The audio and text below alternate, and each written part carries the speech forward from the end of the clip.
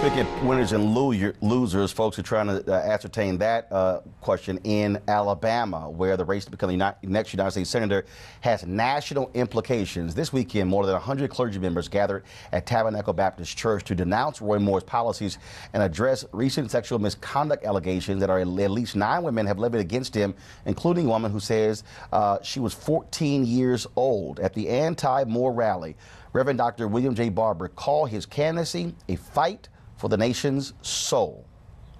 And there comes a time that we have to speak with prophetic authority and with a prophetic voice. And right now, we're in one of those times. I feel deep empathy for the women who have come forward to name and confront their abuser. At the same time, my soul grieves as a Christian minister for people who are fed such distorted views of Christianity and racism, and they are willing to support Moore no matter what. But I'm deeply troubled by Moore's determination to wrap his own painful policies and pain-causing ways in the theological claim of being like Christ. There is nothing Christian about the policies Moore has supported. They are as immoral as the terrible abuse he so vehemently denied. The rally comes just a day after more than 60 clergy members signed an open letter to Moore. They wrote, even before the recent allegations of sexual abuse, Roy Moore demonstrated that he was not fit for office and that his extremist values and actions are not consistent with traditional Christian values. The letter also pointed out his stance on ending Medicaid, the use of racial slurs, and his stance on the LGBT community. Moore continues to deny any wrongdoing involving sexual misconduct and calls the backlash against him a witch hunt. Over the weekend, a former police officer said it was well known that Moore liked young girls. That police officer was on the record. Also, 3 of the largest newspapers in Alabama have blasted Moore in editorials, with one running a front-page editorial saying he simply should not be elected. Back to our panel here. Joseph, I want to start with you. What is interesting about this is that you have white conservative evangelicals in Alabama who are quiet, who are defending Moore, who see Moore as this Christian warrior, and they literally are excusing his actions. He has not given consistent answers to these charges, and these are not folks who are making anonymous charges. These are women who are on the record. We have folks who are saying that he has been banned from a mall there in Alabama because of his penchant for young women. That is actually still in place. Here you now have an informed police officer on record saying it was well known that he liked underage girls as well. Well, I think that we must confront the reality that there are some people who are willing to live on the wrong side of history no matter what. We've seen this throughout time, where you even go back to the earlier problems of Alabama, where you have people like George Wallace saying that, I draw the line in the dust, segregation now, segregation forever. And so we have to reconcile this horrible legacy of individuals who, again, are willing to turn their back on the undeniable, to deny or defend the indefensible, and get to the point where we as a society can come back and say, look, you cannot sit here and try to brush away pedophilia. You cannot sit here and act as if somehow the facts that are confronting us with in such an audacious manner are just not there. So I'm kind of chastened and hopeful that these individuals who have come forward, these pastors, can kind of speak to the consciousness that's there in the Alabamians and get to us to the standpoint we're going to actually make better decisions here. But what is stunning, what actually is not stunning, Lauren, these are individuals who claim to be evangelicals, but all they care about are 2 issues.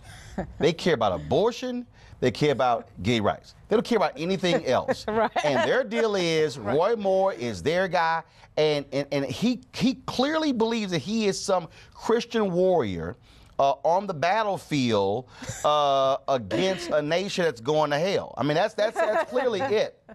I think that I think Roy Moore is going to lose to Doug Jones. I think he's going to lose this election, not only because of these, I would say, documented multiple allegations that once again he's been sort of changing his story, but even before that he was a problematic candidate. So I actually think that it's going to be a historic thing to see a Democrat in this era of time get elected in Alabama, but I think that's what this is headed for. But Lee, he wasn't a problematic candidate before.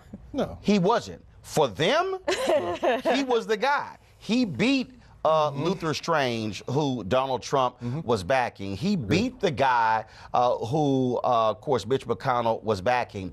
He was up big time in the polls. And even though the most recent poll by Fox News shows Doug Jones up by 8 points, I don't believe that poll. I believe you have folks who are not going to tell pollsters what they really think, just like they wouldn't do with Donald Trump. The reality is you have a hardcore white conservative evangelical vote in Alabama that is going to back Roy Moore. And I think this guy, frankly, can still win, will likely win, and will force a showdown in the United States Senate to remove him, or actually not seat him in his position. So I think he'll either win or it'll be a very, very close race. Now, to go back to Reverend Barber, it's always good when you have a black Baptist pastor leading the way when he talks about the soul of a nation, because the reality is white privilege is at war with morality. That's what we're seeing in the Alabama race. And so as this thing plays out nationally,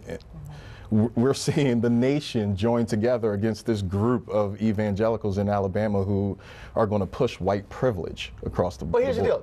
This is the modern day Republican Party. You've got Tony Perkins, okay, Family Research Council, former member of Congress. You always see him out there talking about values. I used to always debate him on CNN.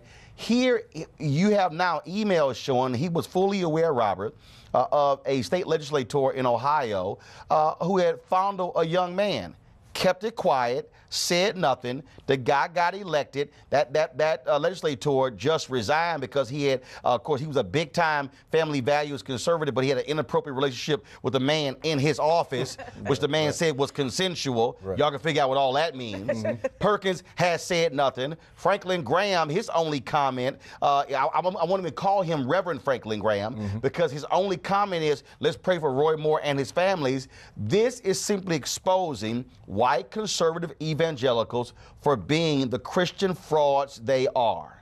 I think what we're dealing with right now is kind of hypocrisy on steroids. And so that is a reckoning that has been coming not just within the Republican Party, but I think as a nation. And so to your point, I mean, I think in many ways it's much more profound than anything that would be kind of described as white privilege. I think it's really a matter of us as a nation being able to turn a blind eye to the suffering of other people. It is this kind of compounded apathy that we have been struggling with and really actually haven't invested the emotional capital to confront. But these are the people who just put Donald Trump in office, so why are we surprised at any of this stuff? I'm not surprised. They closed their eyes. They watched Donald Trump get elected. It was a moral fact coming out after a moral fact coming out. So, and evangelicals stay quiet because they want to be in power. They want to control things. And here's what they care about. What they care about are conservatives on the federal bench. Right. Agreed. The very people Mitch McConnell is rushing through.